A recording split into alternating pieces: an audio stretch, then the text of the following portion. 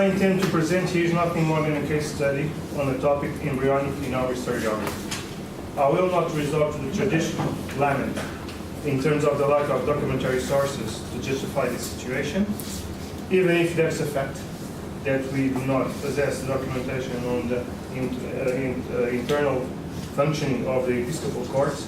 We have, for example, in the case of Lisbon, many dozens, if not hundreds, of letters produced within the ecclesiastical audience that may help clarify the social recruitment and the functional organization of such institutions.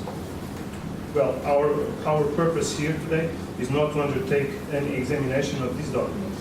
In specific, we are interested in how the ecclesiastical justice was organized and deployed itself across the diocese. That is, we're trying to identify the network that were available to those who would have to appeal or who were required to appear before the episcopal justice. This meeting, where new paths are intended to be pursued and where are present many of the specialists of such teams, is the ideal place to present this analysis, which we think is not without some innovation and will hopefully raise some questions that can be foreseen in light to what was found for other cases. The choice of the 14th century as a point of observation, especially the first part of it, has incommensurable benefits. It allows to silence the question of the origins, a topic for which the data available is practically non-existent, and to focus on a well-established episcopal justice which has a determined geographical scope and it's maintained by a particular group of officials, on which the documentation normally refers the name, the position, and sometimes the actual functions that they have. Indeed, these functions would be distinguished according to the justice to which they belong. And I believe there is not one, but at least two justices of the bishop. One in which the prelate takes his role as ordinary, being responsible for a jurisdiction extended to the entire diocese, and another, typically of a manor type, ascribed to jurisdictional spaces that were under the ruling of precisely the bishop. What follows is therefore an analysis of these two justices, both from within its chronological development, as in their institutional and functional formulations over the period under scrutiny. Well, the Lisbon case is undistinguishable from the other dioceses of Christendom, where the bishop has the power to judge all the clergy adscribed to the ordinary jurisdiction, in terms of, obviously, the persons and the ecclesiastical property. So, now what I'm really interested in is understanding how was structured this juridical network available to those who wanted or had to resort to this type of justice. And I think that in the Lisbon case, it was operating at two levels. At a local level, through justice ministered by officials set in urban spaces or places, and centrally, through a tribunal that operated in the head of the diocese, specifically in the Church of the Bishop and Liturgy. Of course, the former is poorly known, and to try to see a little bit of this question, I seek in all the documentation that I have collected over the years reference to officers who exercise ecclesiastical justice outside Lisbon. And I made this table with these mentions. Well, it should be noted that this information collected was not a result of a specific investigation, but rather the result of the gathering of previous surveys that I made over the years. So I didn't went to the total and made a specific survey. So from this standpoint, I think there's much to do in this heuristic level, and to be able, through a particular survey, to find more examples to complete the ones that I showed you. So you see, these mentions, it's all of the ones that at a local place were delivering justice in the name for the bishop or the archdeacon. There's something that we will talk about later. What we can, as you can see, there's at least 5 places that we can find this office. Maybe there's more. I didn't do it, as I told you, an extensive research into it. So, sorry for this very bad cartography. It was made yesterday around 1 o'clock in the morning. So I just put here the 4 places, the 4 places, plus the 2 belonging to the Archdeaconry of Santarém, near the one of Lisbon, just for you to have a geographical note. So, what you can see about this. In terms of geographically, the data points to the emergence and fixation of delegate justice in urban centers, some already pre-existent in the Islamic period, like Santarém and Sintra, and others who appear to have developed following the Christian implantation. So that it seems to have been the case for Orem, for example, the one. Okay. Well, but I'm not a specialist on the person, so I won't take more time. Well, the choice certainly resides in the fact that these centers constitute and organize the space, the raw space around them, and that these places were served for meeting place for countrymen and urban people. So they were meeting there. That's probably why, or it would help to explain why these audiences, these local tribunals were established there. And in fact, if you want to proceed with this reasoning, maybe we can find the logic for the distribution of that famous document, the list of churches of 1321, when they are all divided by terras or julgados, right? And maybe, in fact, what we can see is those arciprestados that maybe were used during the time to divide the churches that were object of papal taxation. Well, in chronological terms, what you can see is that the structures that you can see are yes.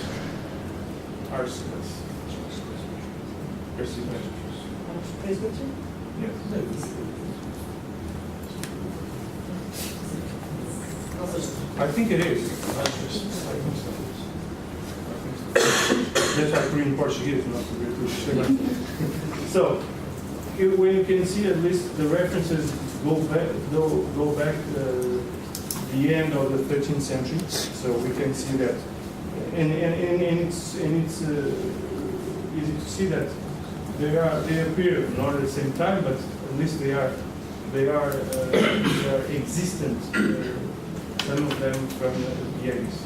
I have a theory that can probably help to explain this. We can talk about later if it would be the case.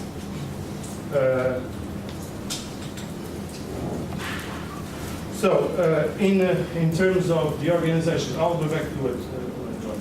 In terms of the hierarchy present to that network, this is I must say it's hypothetical. I'm not sure of this. I have many doubts into the things that I put here, but at least can give you a visual aid to what it might have been that organization of the bishop justice at the ordinary level. Well, what you can see here, it's based on the archdeaconry. How can you say archdeaconry? We are sure in this cause, we have documents that prove that this exists. This one, we don't have documents. Probably there wasn't no audience of the archdeacon, and this was directly to the audience of the Bishop of Lisbon. I just put it here because maybe could have been. In this sense, this had functioned as a central tribunal and a archdeaconal tribunal, but I'm not sure, so I'm curious. And then at the lower level, we have this arciprestado that would respond to this audience. But as I told you, I'm not sure because I didn't have much samples to work with. So maybe if we do more servers, we'll be able to see better these relations. Well, what we can see is that the function, the distribution is based on the archdiaconate. Now the problem is, at least when I see this, two questions came to my mind. First, how these courts differ from other ecclesiastical courts existing at the level of the diocese, and who has from which jurisdiction emanates this tribunal. Well, actually, I'm talking now about this already, just this one. So, for one, how it differs from the other ones, and who has the power over it. Well, to answer the first question, the thing that I can see is the audience of Diego is much complex. So if you see here, it's the only one where I could identify ouvidor, I don't know, ombudsman can be they call it ouvidor, auditor. Yes, maybe. So ouvidor geral. So probably there's another one in Lisbon. In 44, or maybe it's the one of Lisbon that is in Santarém, I'm not sure. And later on, there's actually an ouvidor na Vila Igreja. So, for once, it's a more complex structure. Also, the number of judges is different, because it started at 1281. The oldest reference that I have with an arcipreste. It's called Arcipreste of Santarém. And later on, at least at the middle of the 14th century, we know there are 3 vicars on the spot. So there's a much more complex situation. On the other hand, we have this new figure that we don't see anywhere else, the ouvidor, and we see that the personnel ascribed to that tribunal is also much more diverse, because we see some prosecutors, notaries, when in the other case we don't see apparently that structure organized. The second question is much more harder to address, since the sources of its jurisdiction, they are not very clear. Even so, the designation of Juridical and Archdeaconry seem to refer to a jurisdiction that is made on behalf of the bishop in a double strength. What I want to mean by that, because in all these references, this one, actually the one different is this one. In all the other, he appears is arcipreste of some place, Santarém, Orem, Torres Vedras, Óbidos. So it doesn't have an attachment to the bishop, or at least it is not shown in the documentation, the attachment to the bishop or to any other else, to anyone else. And by doing so, what I think it's probably they are attached to the bishop or even to the archdeacon. So can be both of them. The thing is not the same when we see the case of the vicar. Here, most of the time, is vicar of someone. So it's vicar of the bishop normally, but happened once, I think, show as a vicar of something else. I don't remember very well. So this is a change on probably on the form of attachment to the one who had actually the power.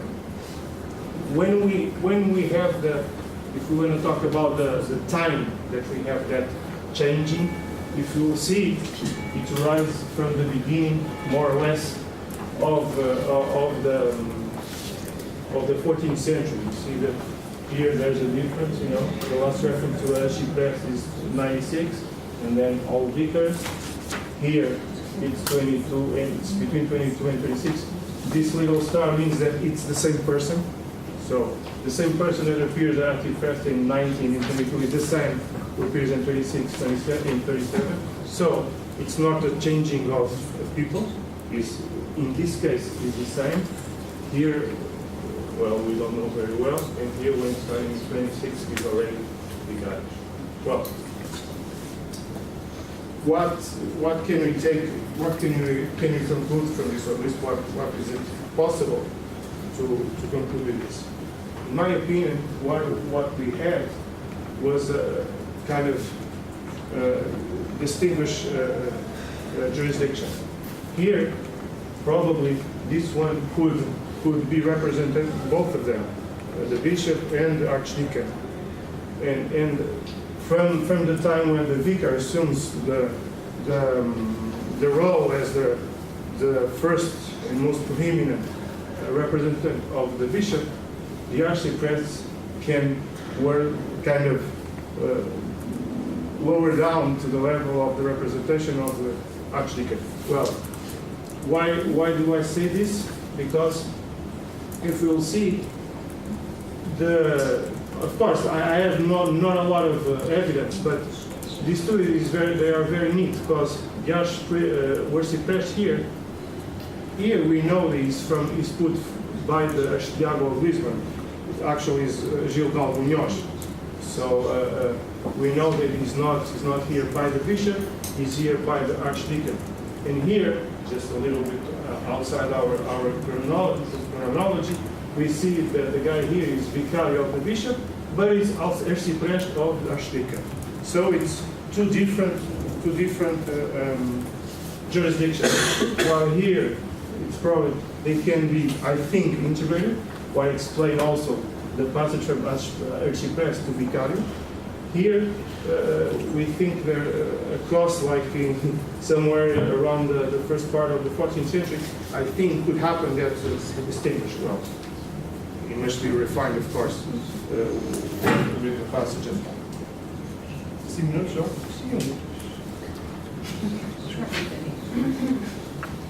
Well, so...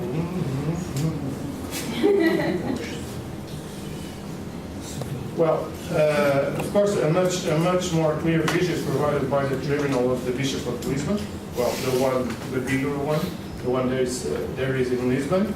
Of course, that one, we know that it deals with causes belonging to the episcopal jurisdiction and receives appeals from the lower courts. The decisions were not appealable to the bishop, but to the higher hierarchy, to Compostela, and obviously to Rome or Avignon. I'm not going to talk a lot about how that tribunal was organized. We know that it was headed by a general vicar who arose in Lisbon around 1308. So what explains also maybe the passage to this, because it's around the same time of the appearance of the vicar general in Lisbon. So probably the two things are related. And so we have that hierarchy that I think can be a little bit better understood with more investigation. The other kind of justice that I was trying to talk about, okay, it's there is in blue. It's the three places. There's a fourth one, Estrada, that we don't know where it is. It's probably very next to Sant Antonio. So we're talking about Ayandra, Sant Antonio, and Enxara do Bispo, where the bishop has the temporal rights over it. And the justice that he provides there was obviously a different kind, and especially with other kind of officials. So I reconstruct a bit what we could see from a witness inquiry that was made around 1333, 32, 33 on the problem of specific this kind of jurisdiction was being challenged by the city council. So they made a very big inquiry to the practice of law in those sites. And so what you can see is there's two stages. There's the first one when the bishop nominates a procurator that could also be replaced by a mordomo. But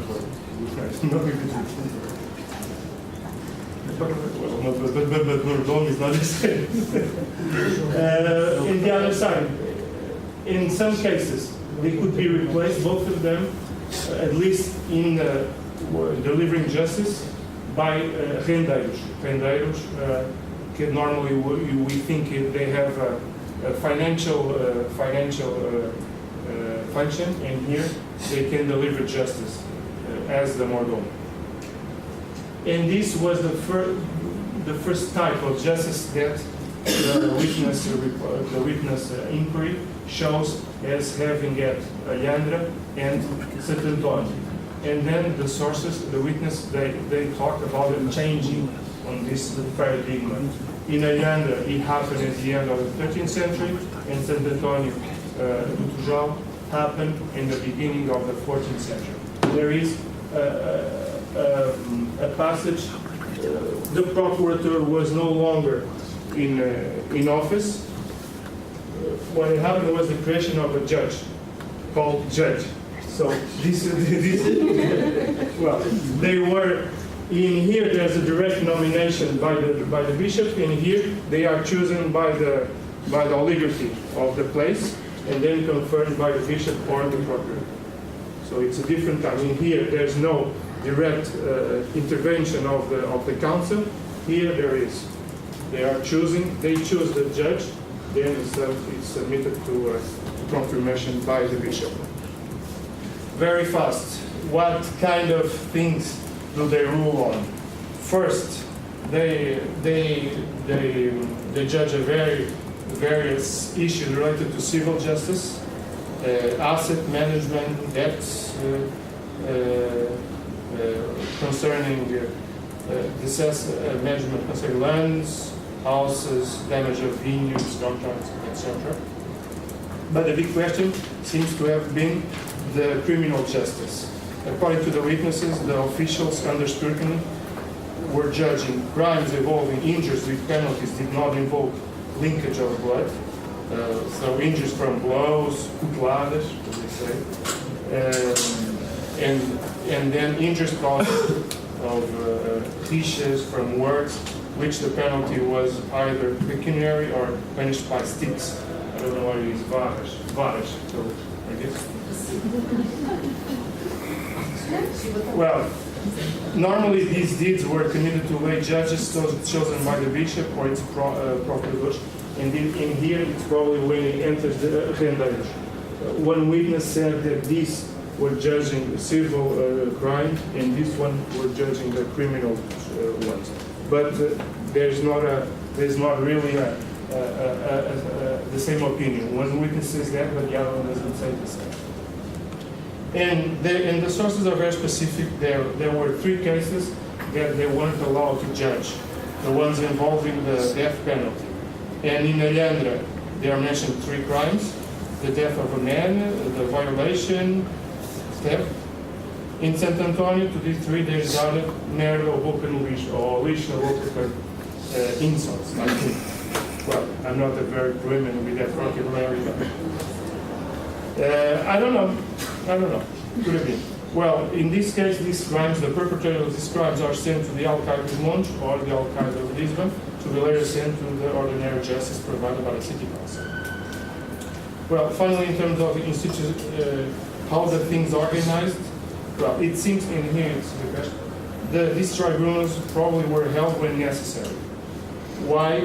Because they are very specific on referring that sometimes they were meeting Sundays at the churchyards of Sant Antonio and São João in Alhandra. And why in Sunday? Because it's the time where people were gathering there in mass. So it was a good time to to have them present and to litigate them. The other things, it's the body of experts were coming from the exterior. Most of them were certainly not from those places. They were coming from Lisbon, from the begins of Riel, Sacavém, and from Portugal. So, one last idea is the fact that this inquiry is ordered because the council had taken over all of this justice, and so this is no longer in effect because now, after 1325, 26, to take justice they have to go to Lisbon because now they have none of this organization because now it's the council who rules, and it's I want to leave with this. It's interesting that a witness says that at the end, when the bishop had the jurisdiction, so when we have in this stage, the poor have equally access to the justice as the rich, and anyone quickly got his right. And that's not the case now because they have to go in Lisbon very frequently, and they don't, and sometimes they don't have time or they don't have money to continue the appeals and to continue with the process. So in conclusion, and I'm sorry to go over, but it seems there's certainly a very key point in the beginning of the 14th century. I can't explain it very well, but I can feel it from what I see this. And it seems to have to be, in one case, a redefinition of the ordinary justice provided by the bishop, with the increased projection of the vicars at the lower level, and by doing so, with a necessary adjustment of the central tribunal with the creation of the vicar general as the first representative of the bishop. These changes pointing out to the increased importance of the offices depending exclusively from the bishop. Despite this, the same process might have been provided for the maintaining of subordinate figures as archpriests in the dependence of other dignities such as archdeacons, as seemed to be the later case in the same century, as we've seen with those examples of 1360 and 1410. At the same time, the justice delivered in the villages belonging to the bishop follows apparently an opposite path. There, the bishop keeps control of the judicial system, but allows the participation of the resident oligarchies in the process. Remember the latest changes made by Alfonso IV in terms of the changes made in the organizations of the group of officials belonging to the city councils. In fact, the argument made here need to be submitted to more fundamental research and need to be compared with the cases already studied of Braga, Porto, Coimbra, and Évora. If these new ideas can stimulate discussion, the purpose of this presentation was fully achieved. Thank you.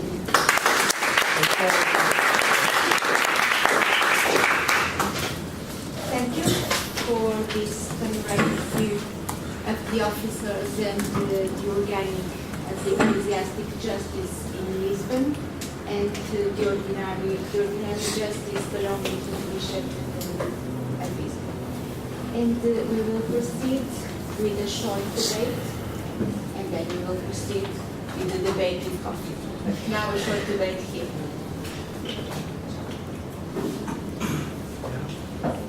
Do you records, immediate records of these tribunals survive? Lisbon, probably not. Elsewhere? No. So, what do you... Well, the records, no. Well, what we have is, I can divide maybe the answer in two parts. The first one is we don't have records like the ones in other countries when they register the causes, and we don't have that. The historiography probably thinks that in existence it's because the data recording was in the hands of the notaries. At least that some scholars say that there weren't the people specifically belonging to the Curia who were recording this. And as opposite in England, and when we have a lot of records, and probably some can argue that maybe it's because in England they don't have the tradition of the notaries. Well, I'm not a specialist on the question, but they argue that sometimes most of the things were done orally, so it wasn't kept record. It's an explanation that some have advanced to explain why we don't have none of these records. Also, sometimes someone explain that since they belong to the notaries, maybe sometimes they could kept them instead of giving. But I'm not sure. What I know is we don't have. What we have is a lot of documents made in the tribunal. So sentences, asking of transcripts of documentation, that we have a lot. So your evidence refers to these tribunals, but I don't know how they work, because I don't know any internal ruling. The first one that I know for Lisbon is from the middle of the 16th century. And it was published by Isaías da Rosa Pereira a long time ago, I think 73. That's when we have the first example when how do we know how the institution is functioning is on. Here we just can collect bits and pieces from a document here, from a document there. in comparison with Spain, something I was talking about this morning, hardly exists. I mean, it doesn't exist in here, but there are some records of. Well, there is some, yes. But I'm curious about the. Well, that's the argument that they do. So they say for one, many of the thing was done orally, and that in another kind was probably because of the personnel that were writing it. Yeah. But I'm not sure. Because in Lisbon, the people that write in the tribunal, the ecclesiastical tribunal, they are not nominated by the bishop; they are by the king. They are public, not appointed by the Braga wants to speak. Not Braga wants to speak. For Maria João. It's me. I don't know, perhaps, at least for the beginning of the 14th century in Braga, there are records are made, written by notary public. Yes, of course, some. Those records made in the audience. But there are few records, and we find it not in the diocese's archive, in particular archives or royal archives, monasteries and so on. Gemma, I think it's that comes from period before when there was a dispute. It was the part that won that dispute that kept documents.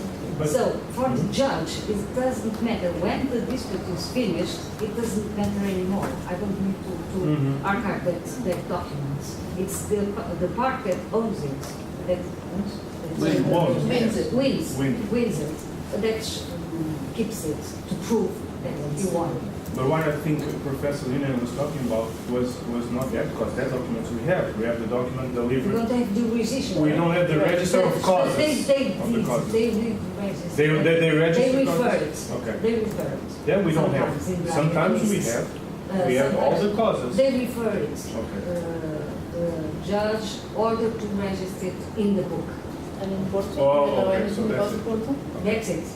There are also some kind of register, but there's a very big difference because in Porto the notaries were from the episcopal chancery, you know, notaries. So there was not a register from the notary public, but the register from the cathedral. So as we don't have a register for other types of documents, we don't have registers for that kind of documents. So No, it's all the same. It's not. It doesn't. No invalida that a public notary would have his specific book of notes and have a specific one for the tribunal. But the oral argue. No, for I'm me just it's not. reproducing what I I'm don't reading. buy it. I don't buy it. I'm not. They write a lot. They are always writing. But the thing is, They are lost. but we're going to see the case of England. they have register of the tribunal of the archdeacon, of the archpriest, and But they that's a have all problem the of registers. preservation, Well, conservation, a mentality problem also. I have a question I couldn't understand. In your scheme derived from the inquiry, Hmm.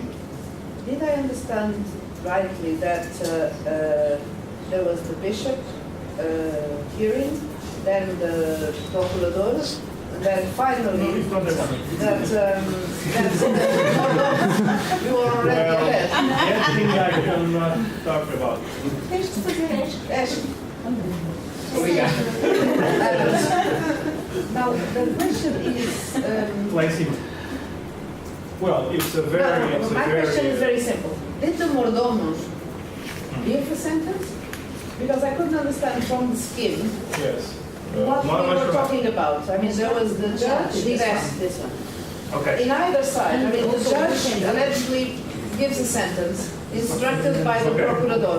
Okay. Does that mean the mordomo is giving sentence? Well, what the inquiry says is that sometimes they ask if did he give sentence or they make agreements and everything, and what it shows is that probably they gave sentences, and the ones that were clear from the mordomo could appeal to the procurator or to the bishop. I didn't put here the appeals that they say that can be. Because this is most of a substitute of this one. When at least from what I can read, Okay. normally the figure was this one. Okay, that's- Was this one? So there's a court. The Uh, procurador and then, It's a thing for some. that's what makes me. No, but this figure of procurador, it's not a procurador ad hoc. Yes, I can understand. It's a figure that represents the bishop here and maybe in another kind of situation, and sometimes is replaced by a mordomo. Normally they are clergymen, from what I could understand. And when this delivers justice, the one obviously wasn't get his right, could appeal to this one or this one. Well, the bishop sends to this purpose. So he's just a representative. Yeah. Of course. Mary, of did you course. find the commission charters from the proctors to the mordomos? No, here what I have is just the weaknesses. Okay, that saying that the only that. mordomo. In the time of Bishop João Martins Soalhães, the mordomo was But Pedro where is Serrão, and decided he. is judged or is decided. The mordomo decided or the mordomo acted like a judge. It's different. Well, for me, it appears that the mordomo could decide, could determine, could make a sentence, and then it could appeal. That's what I think. No. Doesn't that what you just said imply that at that point, which is in the time of such and such, the more more sensitive, that there was record there to which reference is being made? How does the bishop know who the more was otherwise? Well, they know sometimes the weaknesses, they are not very clear. I remember of being Pedro Serrão, there was mordomo. And sometimes the inquirer asks, how do you know? Sometimes they say, I saw it. Sometimes I saw acting like a mordomo. Yes, that was my other question. Is this criticized or accepted as normal in the inquiry? I mean, now Well, they this say is this was done like this and this was wrong. No, they don't emit any judgment. They just say they just because they have a very specific question. It's in the case of St. Antonio, it's around 20 questions, and they have to respond very precise to it. Yes, but normally through the questionnaire you No, can they don't. understand. Actually, at the end, that witness that I quote says this type of justice is much better because when we just have to go there and we can deliver justice. Now, when the town people are here, we have to go to Lisbon, and so we don't have justice. Well, I didn't mention the passage of this, but to this is based according to them the fact that they were very busy. They were very busy. The number of processes were increasing. No, they changed to this. Well, I don't see the difference because it's the same. It's the same here. It's a procuradora mordomo, and here it says I don't see the argument being that true, but that's what they call it. And the rendeiros seem to have been lay people that were collecting the grants, but also sometimes, probably when these weren't available, could deliver justice. And one witness says that him delivered the criminal, decided the criminal crimes, and this one were the civil one because they were clergymen and they couldn't decide of the. Well, I'm just repeating. The absence of written record continues to puzzle me because I thought even if the bishop were not party to a particular dispute, he had a providing interest in the outcome. Unless it's returned. Yes. What the witness says is these men were producing documents. They had people writing. One witness says before Frei Dom Estevão, anybody that could write would write sentences and documents for him, and after in this organization, at the same time that the judge is chosen, there's a notary that is chosen. So here it's kind of ad hoc, from what I could understand, and here it's more institutionalized. We have the name, it's Gomes Pérez, where will be a notary of Frielas that wrote all the sentences and all the documentation that were sent to the bishop. In the case of Alhandra, they stated that since the council got a judge, so the bishop said, so let's give him the seal. And so Sualhães said, the witness says, since you have now the naming the judge, so take on the seal. And now they say that they seal all the letters that go to the bishop with the seal of Alhandra. So there's written things. So is the council seal? I don't know. They don't specify. They just say the bishop said since now they have the jurisdiction of choosing the bishop, so let's give them the seal. But obviously these are witnesses. These were statements made by witnesses that they wanted to defend a party. So I don't know how biased they are, but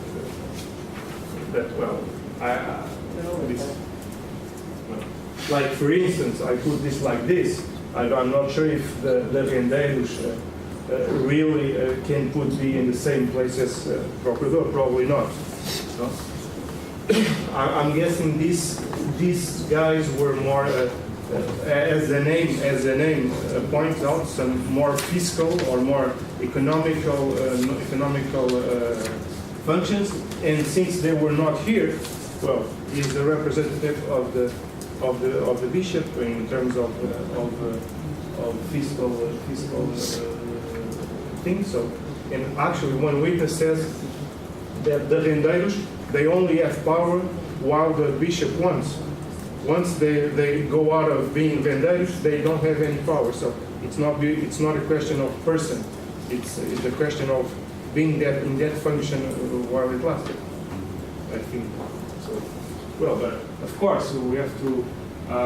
Would be helpful to see the documentation of Portugal and Alhandra to see if they appear in the other type of documentation, because this is just one document, just one inquiry. So, and fortunately, we have the other side. We have the argumentation and the inquiry of the council, and there is nothing to do with this. It has to do with to prove that these little villages were in the term of Lisbon. So they meant geographical and economical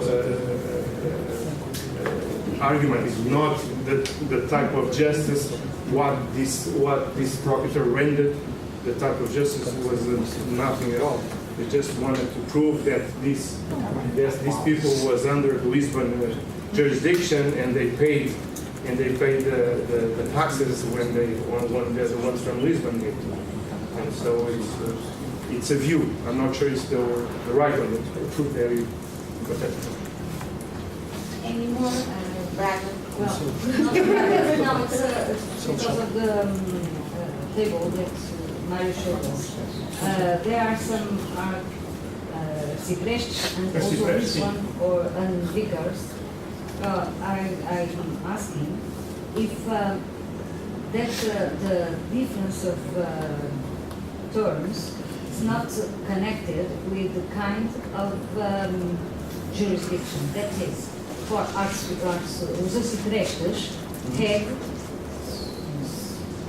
I don't know when, a disciplinary power over the presbyters in a certain zone.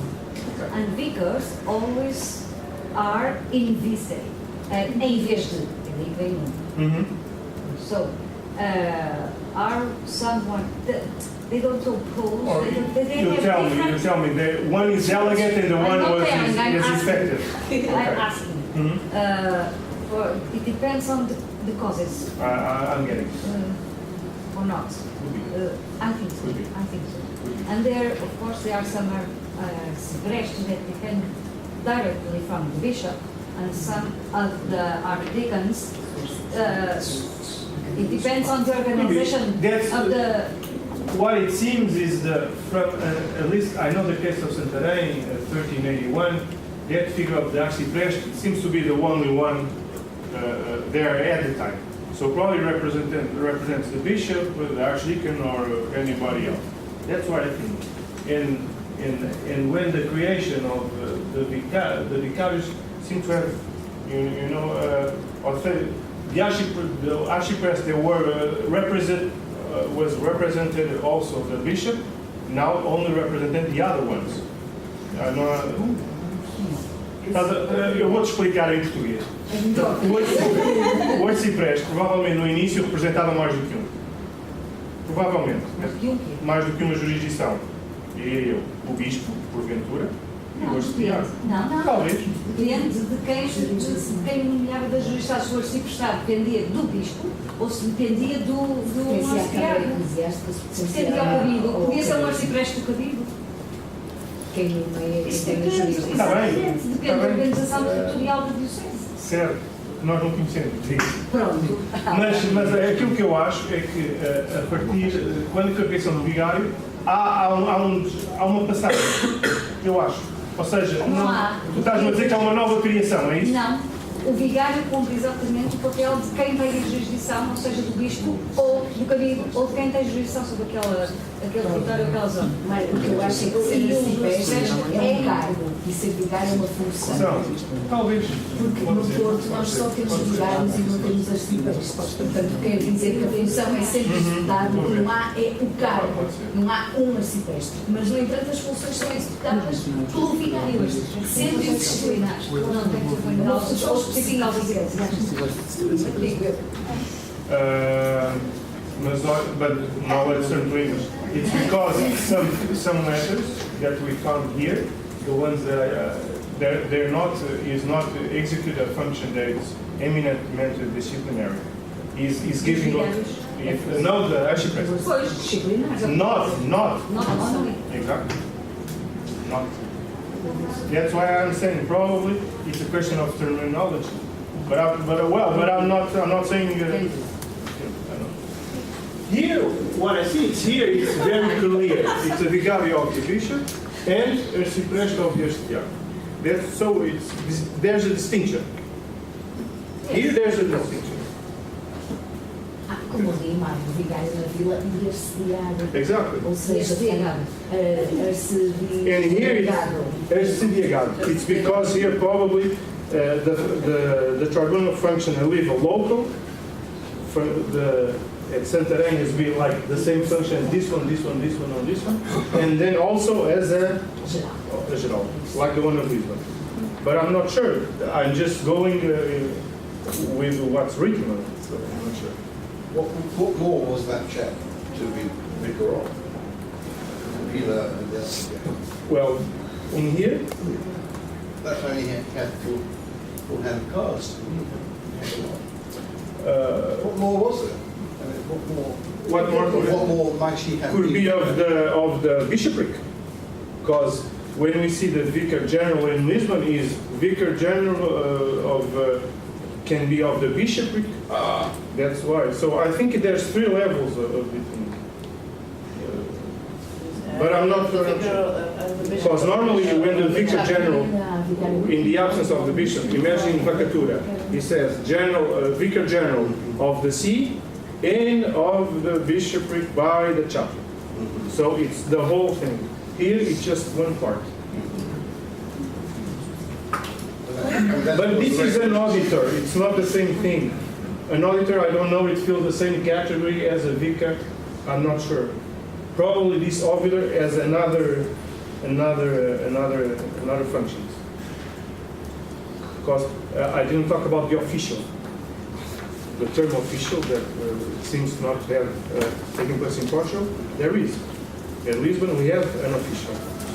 When there's a foreign bishop, normally close to its, normally the official is also the vicar general, but in the documentation that we see, it doesn't appear all by itself. And we know that the official, according to Paul Fournier and everything, is the responsible for the judging causes in the tribunal. O oficial, o cargo oficial. Can you continue? No, there isn't any, but in Lisbon we have. But we don't know what he's doing. Well, sorry. Yeah, let's make a break. 20 minutes.